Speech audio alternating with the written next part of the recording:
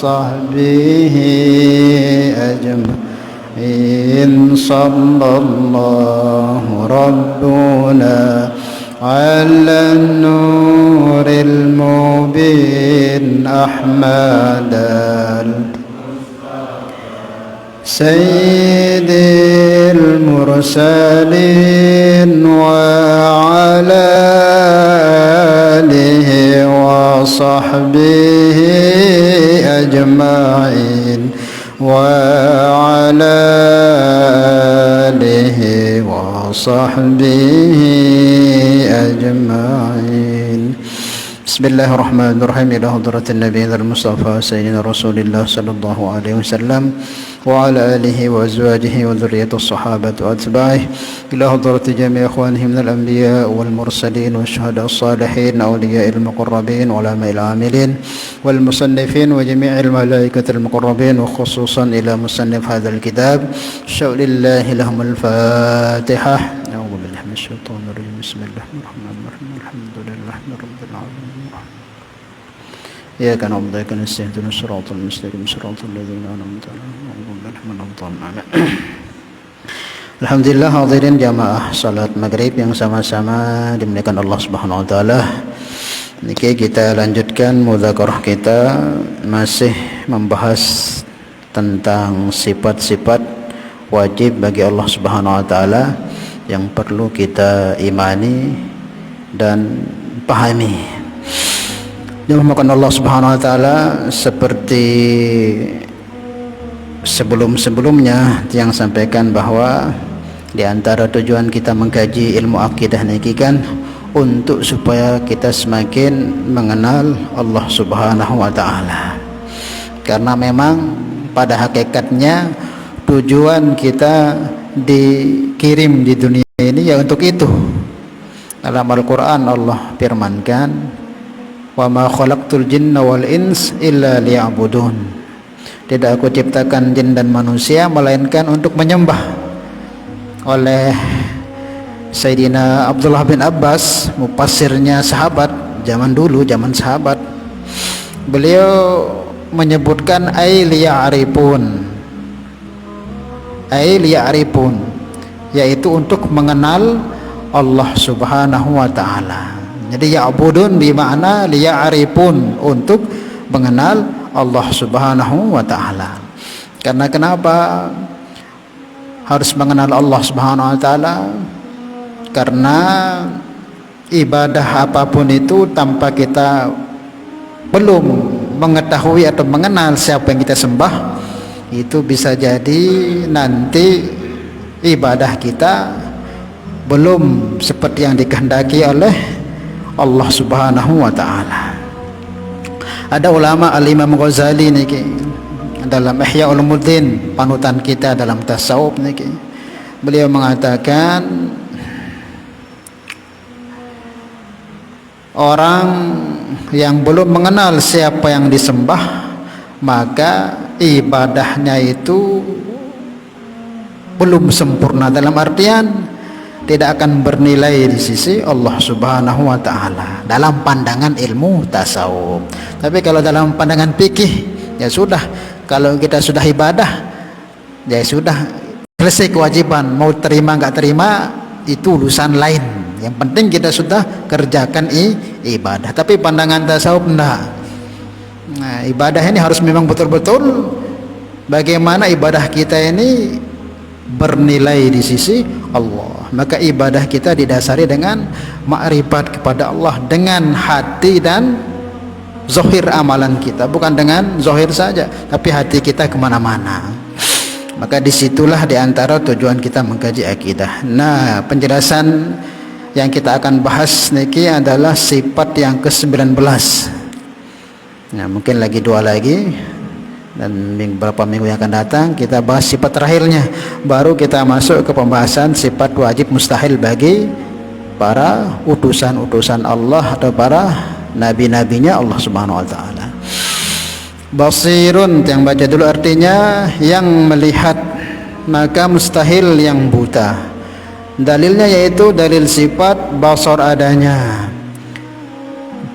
Wallahu basirun bima ta'malun. Bermula Allah Ta'ala yang amat melihat dengan barang-barang yang dibuat oleh kamu atau yang dibuat oleh hamba-hambanya. Maka sikap kita sebagai mukmin yang meyakini, mengimani akan kesempurnaan penglihatan Allah Subhanahu wa taala yang tidak terbatas, tidak bisa terhalang oleh apapun, maka sikap kita senantiasa banyak malu kepada Allah Subhanahu wa taala yang Maha melihat akan perbuatan kita dan tidak akan berani berbuat dosa dan meninggalkan perintah-perintah Allah Subhanahu wa taala. Jadi sikap kita itu kalau kita paham ngerti Allah itu Maha melihat, yang tidak terhijab penglihatannya, semua dilihat oleh Allah, yang nampak, yang tidak nampak, yang tersembunyi, yang terang-terangan, maka kita punya rasa sifat malu berbuat dosa dan malu meninggalkan perintah-perintah Allah Subhanahu wa taala. Basirun artinya yang melihat. Mungkin kurang lebih keterangannya sama seperti yang dulu kita bahas di sifat ma'ani. Kurang lebihnya seperti itu. Ini kan yang kita bahas ini sifat ma'nawiyah, sifat derajat yang terakhir. Artinya yang melihat, zatnya Allah itu adalah zat yang maha melihat. Maka mustahil yang buta, maka mustahil Allah itu buta. Maka kalau kita memahami bahwa Allah ini zat yang maha melihat, jangan pernah terbentik di hati kita akan penglihatan Allah ini serupa dengan penglihatan makhluk-makhluknya. Ini kita ulang-ulang terus ini, karena sama-sama melihat, sama-sama melihat. Maka jangan sampai kita pahami Allah itu melihat seperti yang dimiliki oleh makhluk-makhluknya, baik itu manusia, binatang dan sebagainya. Beda sangat jauh perbedaannya. Di antara perbedaannya kata para ulama di 5 hal. Yang pertama, penglihatan Allah itu qidam. Yang kedua, penglihatan Allah itu baqa. Kemudian yang ketiga, penglihatan Allah itu mukhalafatun lil hawadis. Yang keempat, penglihatan Allah itu qiyamuhu binafsihi. Kemudian penglihatan Allah itu wahdaniyat. Nah, minimal di 5 perkara inilah tempat kita bisa membedakan penglihatan Allah yang maha sempurna itu dengan penglihatan kita yang lemah. Qidam, yaitu penglihatan Allah itu dahulu, sebagaimana zat Allah itu dahulu tanpa permulaan, maka penglihatan Allah itu dahulu pula tanpa permulaan. Karena zat, sifat itu nempel pada zat.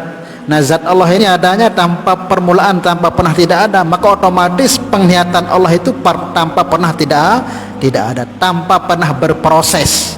Nah, kita semua makhluknya enggak. Kita ini, penglihatan kita ini berproses. Jadi tidak bisa melihat kemudian bisa melihat. Di alam kandungan ibu kita ketika sudah ditiupkan ruh pada diri kita, maka kita sudah punya mata kita, tapi belum bisa melihat. Kemudian terlahir dari perut ibu kita pun tidak langsung bisa melihat, proses lagi. Nah, nanti sempurna penglihatan kita kalau sudah berumur mungkin 2-3 tahun, sudah bagus penglihatan kita. Tapi itu kadang nggak lama. Ada hal nanti musibah atau penyakit yang datang bisa berubah. Mungkin normal nanti, tapi lama-lama tua berubah. Jadi itulah penglihatan kita. Penglihatan kita ini terbatas. Dia dibuat, dia diciptakan oleh Allah Subhanahu wa taala. Maknanya dalam bahasa mudahnya, penglihatan kita ini pakai alat. Alatnya ya bola mata, ini alatnya. Ini alat namanya, alat. Maka apapun itu, kalau alat mesti tidak berproses lama. Alat apa saja di dunia ini tidak akan bisa bertahan lama. Ada masanya dia akan rusak, ada masanya dia akan error, ada masanya dia akan kadaluarsa. Itu pasti. Nah, itu pasti. Nah, Allah itu melihatnya tidak pakai seperti itu. Dia melihat dengan sifat melihatnya, qidam penglihatannya, kemudian baqa penglihatannya. Baqa itu apa? Enggak akan pernah berubah penglihatan Allah itu. Tidak akan pernah terjadi perubahan, wala itu buta, wala itu rabun, wala itu saru-saru, wala itu terhalang, tidak, sempurna, tidak ada yang menghijab penglihatan Allah. Nah kita enggak, yang kita bisa lihat ya di depan saja, yang belakang enggak bisa, tidak bisa. Kadang bisa berubah, tambah tua, tambah kurang penglihatan kita. Kadang butuh bantuan kacamata, berubah terus. Itulah penglihatan kita. Nah Allah itu tidak berubah, tetap maha melihat, tetap tidak pernah berubah, tidak akan jadi kurang penglihatan Allah dan tidak menjadi lebih, sempurna. Namanya berkurang itu kan berarti tidak sempurna, namanya berlebih itu kan berarti sebelumnya kurang. Nah enggak seperti itu, dia tetap penglihatan Allah itu. Namanya berubah ini bisa menambah, bisa berkurang, namanya berubah. Nah bagi Allah itu tidak seperti itu, dia senantiasa kekal, baqa. Kemudian penglihatan Allah itu mukhalafatun lil hawadis, beda dengan makhluknya. Kalau kita banyak perangkat yang kita gunakan melihat, kita butuh mata, kita butuh cahaya, kita butuh jarak, kita butuh benda yang kita lihat. Kita punya mata ini, tapi cahaya nggak ada yang kita bisa lihat. Utuh mata kita normal, tapi kalau dimatikan lampu gelap nggak ada yang kita bisa lihat, paling warna gelap saja. Walaupun kita punya mata, cahaya ada, tapi sesuatu tidak ada yang kita lihat, cahaya saja, kosong dari penglihatan kita. Walaupun ada mata, ada cahaya, ada yang kita lihat, tapi jaraknya jauh, itu pun kadang nggak sempurna penglihatan kita.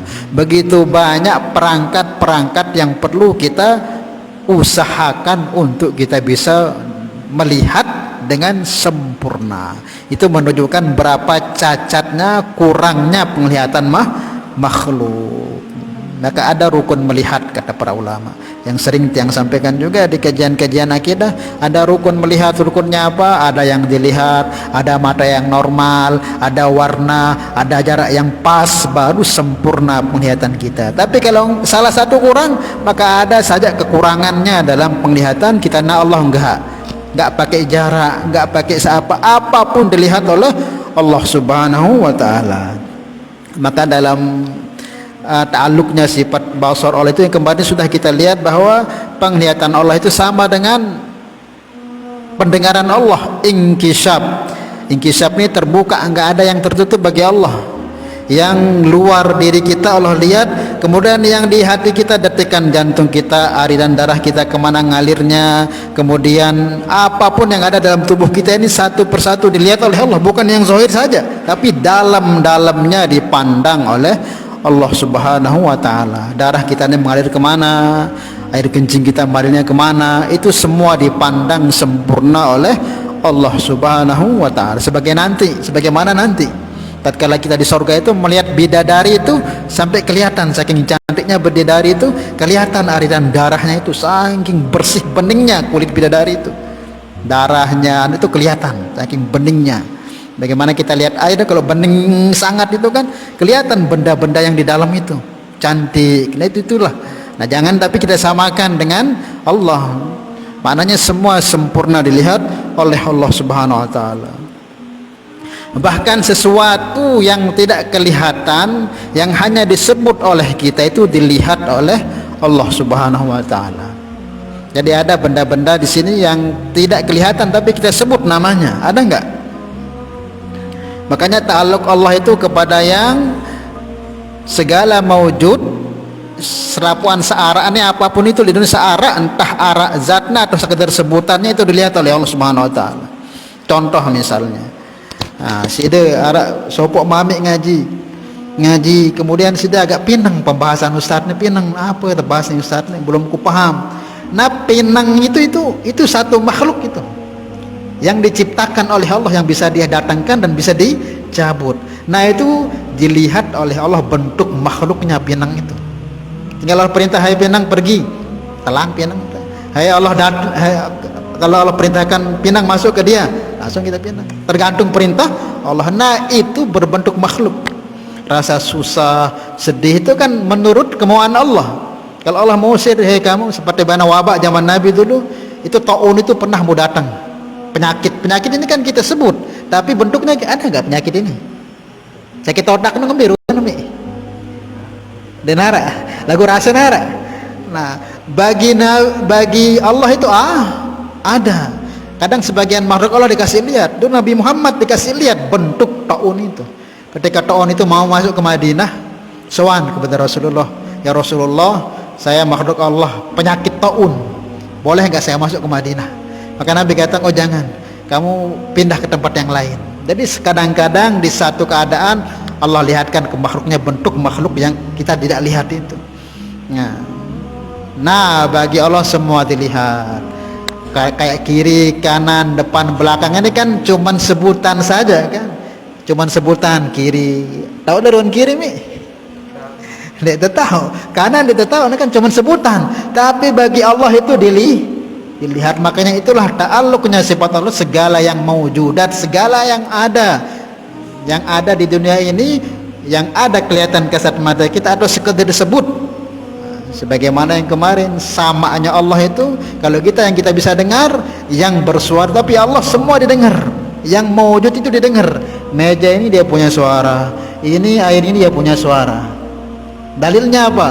Wa in min syai'in illa yusabbihu bihamdihi walakin la tafqahuna tasbihahum. Segala sesuatu ini, syai' ini membaca tasbih kepada Allah, cuman kita tidak memahami. Tapi bagi Allah mendengar. Tasbihnya rumputan, tasbihnya batu-batu, tasbihnya pepohonan, Allah dengar.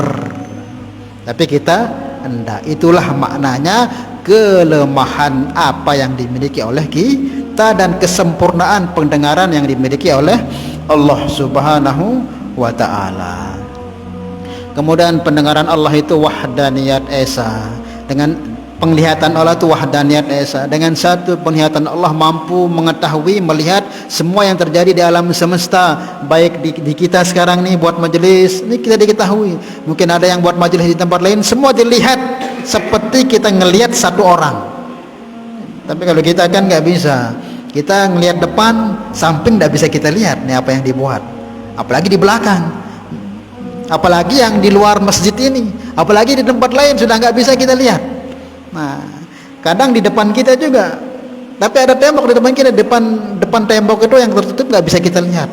Begitu banyak kekurangan penglihatan kita. Nah, Allah enggak terhijab dia. Yang di darat, yang di lautan, sekarang yang di kubur, yang di planet, yang dimanapun, Allah lihat sama seperti melihat kita kepada satu orang itu. Itulah kesempurnaan penglihatan Allah. Wanita kan temelen nyeriuk sak luar atau sak dalam mesti terpasang dulu aran CCTV alatnya. CCTV terlihat, baru terketahuan, oh ternyata dengan arah lete ini. Nah, Allah enggak. Semua dilihat sama oleh Allah Subhanahu wa ta'ala. Yang di Indonesia sekarang, yang di Amerika, yang dimanapun dilihat oleh Allah sama saja dengan melihat kita sekarang. Bukan hanya kitanya, detak-detik jantung kita semua dilihat oleh Allah, peredaran darah kita semua dilihat oleh Allah. Sempurna penglihatan Allah Subhanahu wa ta'ala. Maka mustahil buta. Mustahil Allah itu buta. Jangankan buta, sedikit aja kekurangan penglihatan Allah, mungkin saru atau mungkin sedikit gelap, itu enggak akan terjadi, apalagi sampai buta. Mustahil, sangat-sangat mustahil tersentuh. Kenapa? Karena dia zat yang menciptakan segala penglihatan kepada makhluknya. Kita melihat ini kan diciptakan oleh Allah, penglihatan kita ini diberi oleh Allah. Masa yang menciptakan penglihatan itu terus tidak melihat? Tidak mungkin, tidak diterima oleh akal normal sehat kita. Allah itu kok tidak melihat, sementara setiap makhluknya diberikan penglihatan oleh Allah. Dan namanya sifat buta ini sifat kecacatan. Seganteng-ganteng orang, badannya kokoh, kuat, hebat, lagu penyeriuknya buta, tetap kita akan katakan irong cacat. Maka sifat buta hanya layak dinisbatkan kepada selain Allah. Kepada kita inilah makhluk Allah itu enggak akan tersentuh yang seperti itu. Dia zat yang bersih dari segala sifat-sifat kekurangan. Subhana rabbika rabbil izzati amma yasifun. Dialah zat yang maha suci dari setiap persifatan-persifatan yang tidak layak yang dinisbatkan oleh makhluk kepada Tuhan. Tidak seperti itu. Allah tidak serupa dengan makhluknya. Allah tidak bertempat, Allah tidak berhajat, Allah tidak berbilang, Allah akan selalu ada, Allah tidak akan pernah berubah keadaannya, sempurna. Dalilnya dalam Al-Quran Allah sebutkan, wallahu basirun bima ta'malun. Dialah zat, Allah itu zat yang maha melihat segala apa yang kita kerjakan. Paham ini ya? Jadi intinya jangan pernah kita samakan penglihatan Allah dengan penglihatan makhluk-makhluknya. Apalagi kita sampai bayangkan Allah itu punya mata sebesar bagaimana besarnya. Jangan. Allah itu nggak pakai itu, dia pakai sifat. Namanya sifat itu tidak perlu alat. Contohnya namanya sifat itu kayak kita ini selagi diletakkan sifat melihat oleh Allah Subhanahu wa taala, sampai kapanpun kita akan tetap melihat. Kapan kita tidak bisa melihat? Jika sifat itu dicabut. Makanya asalkan diletakkan sifat melihat itu, apapun keadaan kita tetap kita bisa melihat. Mau tidur mau tidak tidur tetap melihat. Cuman pandangan kita kalau tidur itu tidak melihat sebenarnya. Yang kita lihat gelap, ada warna gelap, namanya warna gelap itu warna hitam. Sedang merem begini nih, ada nggak sudah lihat merem begini nih? Ada nggak? Merem begini masa nggak ada yang dilihat? Ada nggak? Hah? Ada nggak? Ini namanya melihat namanya itu. Melihat. Kalau ini kan cerah ini. Kalau begini sebenarnya melihat itu cuman tertutup oleh ini aja. Yang kita lihat ya begini ini apa? Warna gelap. Mungkin ada sedikit-sedikit warna merah, kuning. Tetap namanya melihat. Kapan tidak melihat? Tatkala sifat melihat dicabut. Maka orang-orang buta itu sebenarnya bukan melihat gelap dia. Dia itu tidak melihat apa-apa. Kalau masih melihat gelap berarti belum buta namanya. Masih melihat. Nanti orang buta itu bukan dia ngelihat gelap, enggak. Dia itu tidak melihat apa dia itu orang buta itu. Karena selagi diletakkan sifat melihat, tetap kita akan bisa melihat. Kapan kita tidak bisa melihat? Tatkala sifat melihatnya dicabut. Kapan itu? Tatkala kita mati. Kalau sudah kita mati, tidak akan pernah bisa melihat kita. Hilang semua warna dari diri kita. Paham ya? Nah, wallahu a'lam bishawab. Paham tapi ini ya? Yang mudah-mudahan dipahami. Adeng-adengan insyaallah ya. Maka patuh bagi mukmin senantiasa ia banyak malunya kepada Allah. Kalau memang kita ngerti, paham betul, yakin akan kesempurnaan penglihatan Allah yang tidak pernah bisa terhijab, maka betul-betul akan timbul nanti akhlak yang baik di saat itu. Apa itu? Sifat malu kepada Allah. Malu dalam melakukan hal-hal yang tidak diridhoi oleh Allah. Di sini sebutkan malu akan berbuat dosa. Maka malu kita berbuat dosa. Karena apa? Allah mengetahui, melihat kita sempurna penglihatan kita. Maksiat zahir, batin, dosa zahir, batin pasti akan tinggalkan. Kalau betul-betul kita meyakini, mengimani dan mantap keyakinan itu dalam hati kita, mesti segala bentuk maksiat yang zahir, yang batin tidak akan kita lakukan. Apa maksiat zahir? Maksiat zahir itu apa? Nah, kita ngambil barang orang itu maksiat zahir itu kan.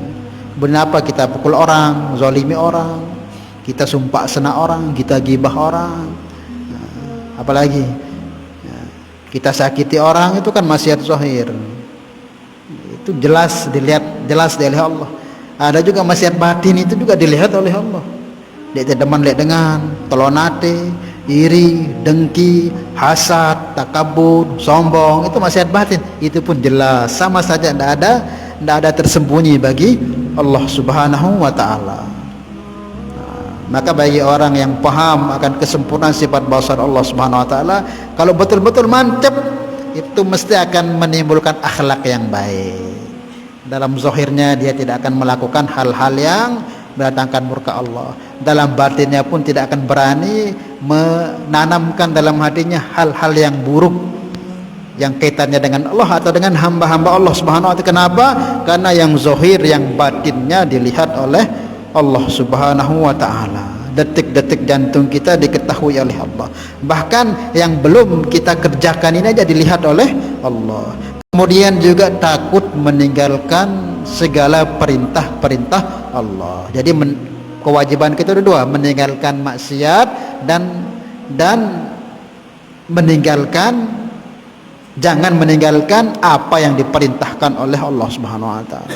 Allah perintahkan kita salat, kalau sudah masuk waktunya kita kerjakan.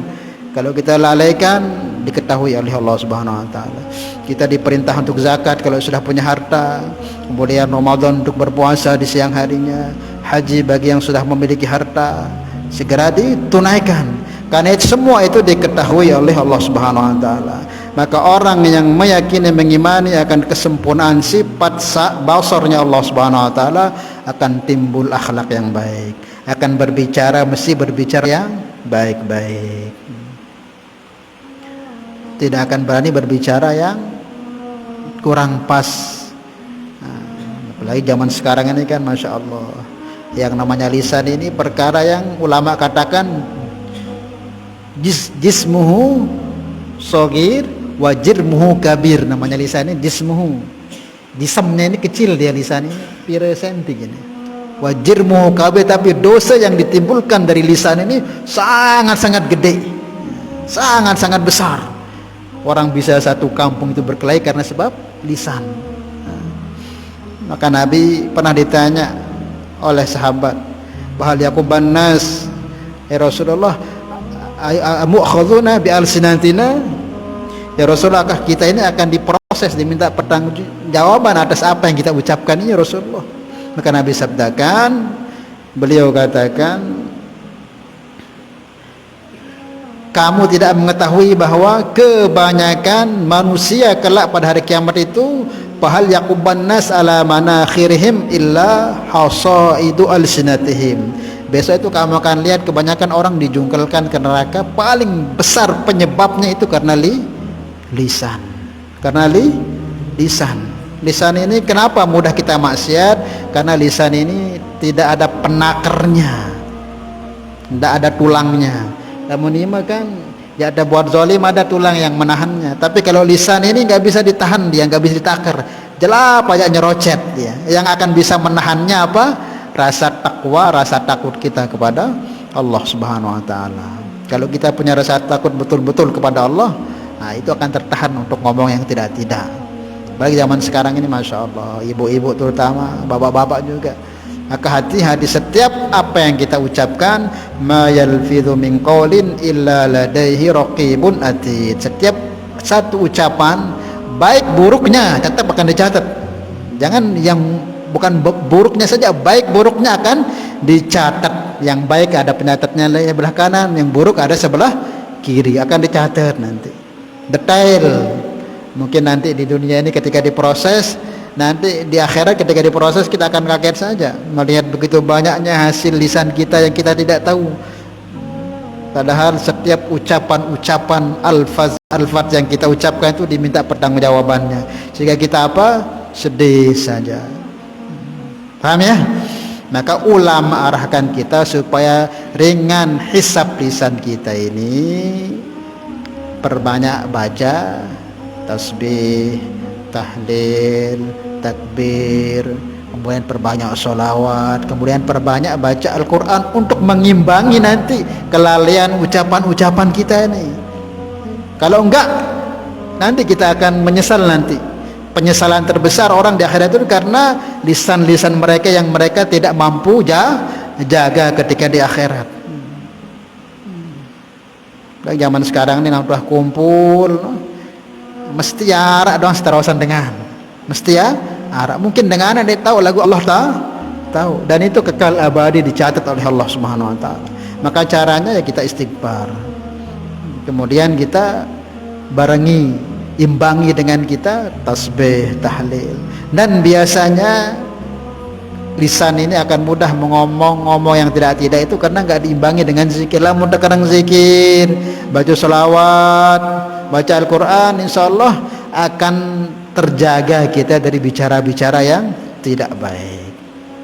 Wallahu a'lam bishawab.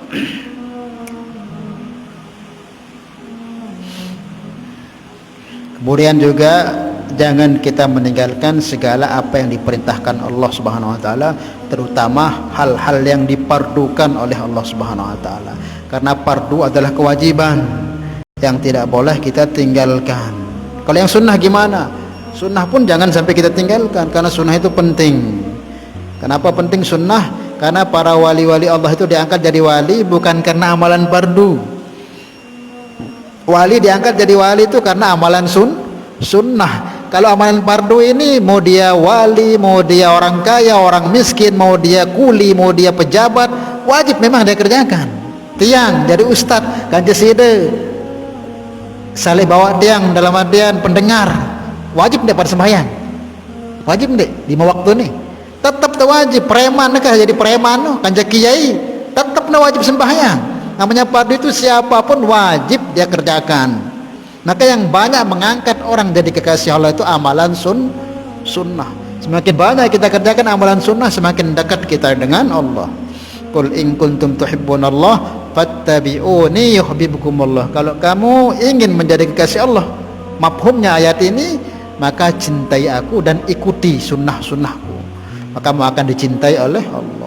Jadi amalan sunnah inilah yang banyak mengangkat kita menjadi kekasih Allah. Kalau fardu kan kita semua wajib kerjakan, mau dia ahli maksiat, mau ahli taat, mau kaya, mau miskin, namanya fardu semua wajib kerjakan.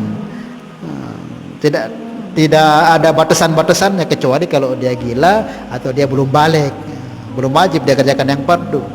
Tapi kalau sudah balik semua wajib. Maka sunnah ini juga jangan kita lalaikan. Dalam satu hadis Nabi sabdakan, la yazalu abdi yataqarrabu ilayya bin nawafili hatta uhibbahu. Tidak henti-hentinya seorang hamba itu mendekat denganku dengan amalan-amalan sunnah nawafil sampai aku mencintai dia. Jadi kecintaan Allah itu kebanyakan hasil karena amalan sunnah Nabi.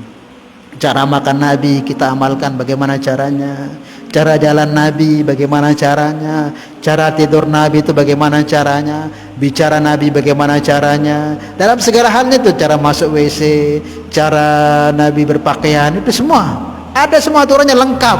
Nah kalau itu kita jaga betul-betul, kita terlibat dalam kehidupan kita, nah nanti kita akan menjadi kekasih Allah Subhanahu wa taala. Maka jalan untuk menjadi kekasih Allah itu amalkan sebanyak-banyaknya sunnah Nabi, karena di sanalah kecintaan Allah. Maka fardu penting dan sunnah jangan kita remehkan, apalagi sampai mengatakan oh sekedar sunnah doang. Oh jangan, besar keutamaannya dalam setiap sunnah Nabi Muhammad Mustafa sallallahu alaihi wasallam.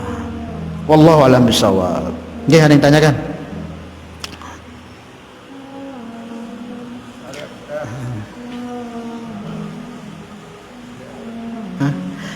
Lamun terseriuk, nak kini deseriuk, bayar pikir-pikir deseriuk. Setiap terjadi kekacauan tahlek diri te, keluarga sini anak te, tetangga te, mesti arah amalan sunnah tak tertinggalan. Mesti sudah perhatikan. Kita mungkin ingin melakukan sesuatu, mungkin sama diakur kaji senina, mesti arah amalan sunnah tertinggalkan. Mungkin arah sama itu jaga mata sehingga selingkuh dengan perempuan yang lain. Itu awalnya dari apa? Jaga pandangan. Sunnah Nabi itu laki-laki itu tundukkan pandangan. Pokok intinya apa saja, anak tuh mungkin kurang ajar dan sebagainya, mesti teliti sudah, mesti nanti ada sunnah Nabi ditinggalkan di situ. Karena jelas Allah firmankan dalam Al-Quran, falyahdharil ladzina yukhalifuna an amrihi an tusibahum fitnatun aw yusibahum adzabun alim. Hendaklah khawatir, hati-hati, waspada siapa saja yang berpaling amalan dari amalan sunnah, yukhalifuna an amrihi, yang berpaling dari amalan sunnah Nabi, ndek negawe sunnah Nabi dalam kehidupannya, andusibahum fitnah, pasti kena fitnah, pasti. Dan di akhirat adzabun alim, siksa yang pedih. Maka semampu kita amalkan sunnah Nabi. Dia ringan sebenarnya, cuman butuh hidayah. Walaupun ringan butuh hidayah. Minum pakai adab itu biasa kelihatan, tapi kalau kita minum jadi kekasih Allah itu. Cuman kadang dia tidak peduli, nganjang kadang sambil jalan, kadang ime kiri, itu tidak sunnah Nabi itu. Wallahu a'lam bishawab. Nggih. Apa? Witir ini juga bagian sunnah yang nggak pernah ditinggalkan Nabi. Ada 2 sunnah yang nggak pernah ditinggalkan Nabi, tahajud sama witir. Maka minimal kita witir, karena ada nas dalam Al-Quran, awtiru ya ahlal Quran, witirlah kamu wahai ahli Quran. Maksudnya ahli Quran ya orang yang diberi kitab Al-Quran, ya orang muslim. Walaupun ada ulama mengatakan para hafiz itu wajib witir, sebenarnya enggak. Maksudnya siapa yang diberi padanya Al-Quran ya orang muslim, maka wajib jaga, bukan wajib, sangat ditekankan untuk jaga sholat witir. Sholat witir itu sholat yang dikerjakan di akhir daripada sholat kita waktu malam. Lebih afdolnya selepas kita bangun dari tidur. Tapi kalau habis sholat isya juga nggak apa-apa. Mungkin nanti kita nggak bisa tahajud, witir. Habis sholat isya witir. Jumlahnya berapa? Paling sedikit kalau kita mazhab Syafi'i 1 rakaat, paling sedikit. Paling banyak berapa? Semile-mile berapa? Yang penting nggak ganjil. Caranya gimana? Bisa 2 salam, 1 kali salam, misal 3 kali kita mengerjakan 2 rakaat itu salam, nanti tambah 1 rakaat terus salam lagi. Tapi kalau kita mau misalnya langsung 3 rakaat, nanti 1 kali salam juga boleh. Tapi kita Syafi'i itu cara yang afdoliyahnya 2 rakaat terus salam, nambah 1 rakaat baru salam. Nanti kalau ada orang kita lihat kok dia tidak tahiyat awal, langsung berdiri tahiyatnya lalu salam gitu. Jadi witir itu nggak boleh tahiyat. Kalau kita mau kerjakan 3 rakaat langsung, nggak boleh tahiyat awal. Lamun tekadu tahiyat awal, nanti seperti sholat maghrib jadinya. Seperti sholat maghrib. Jadi sholat 2 rakaat, habis 2 rakaat langsung berdiri, jangan salam, jangan tahiyat. Kalau kita mau kerjakan yang langsung 3 rakaat, jadi 1 kali tahiyatnya pas tahiyat akhir dan 1 kali salam. Itu menurut mazhabnya Imam Abu Hanifah. Jadi mereka paling sedikit witir itu 3 rakaat. Makanya seperti itu modelnya. Tapi kalau kita paling sedikit 1 rakaat. Kalau mau kerjakan 3 rakaat, ya 2 rakaat salam, terus tambah 1 terus salam. Seumpama lamun mungkin berimam kepada makmum imam yang kayak begitu, mungkin langsung 3 rakaat, ya ndak apa-apa. Mungkin namun temele ndak melakukan 3 rakaat langsung dendek tahiyat awal, langsung tahiyat akhir langsung salam. Karena kalau tahiyat awal nanti dikira sholat maghrib jadinya. Wallahu a'lam bishawab. Paham ya? Ya. Usahakan menjadi sholat kita yang terakhir. Misal gini contohnya, kalau bulan Ramadan kan biasa witir itu habis tarawih. Nanti kalau kita tahajud jangan witir lagi. Sudah witir gitu. Jangan witir. Makanya afdalnya witir itu ya pas tahajud terakhir. Nanti kalau sudah takut memang ya sudah kerjakan habis sisanya terus witir. Sumpah apa nanti ngasih dari tahajud dia ini witir. Karena lihat maghrib le isya witir. Cukup insyaallah ya. Nah, mudah-mudahan Allah Subhanahu wa taala berikan kepahaman kepada kita untuk kita bisa amal dan sampaikan. Dan insyaallah kemudian minggu depan kita akan bahas 1 sifat lagi, baru kita masuk ke sifat para nabi dan para rasul. Wallahu a'lam bishawab. Mudah-mudahan kita bisa amal dan sampaikan. Al-Hadhihi al-Fatihah. Bismillahirrahmanirrahim. Alhamdulillahirabbil alamin. Ya kana amdaka nasta'in siratal mustaqim siratal ladzina an'amta Salatullah salamullah ala taha rasulillah. Salatullah salamullah ala yasin habibillah. Tawassalna ببسم الله وبالهادي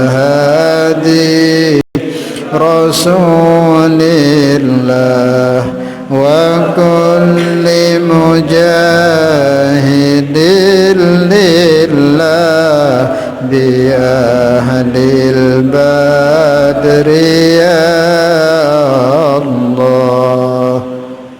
Subhanallah bihamdi, subhanallah wa bihamdika, asyhadu an la ilaha illa anta, astaghfiruka wa atubu ilaik. Wassalamualaikum warahmatullahi wabarakatuh.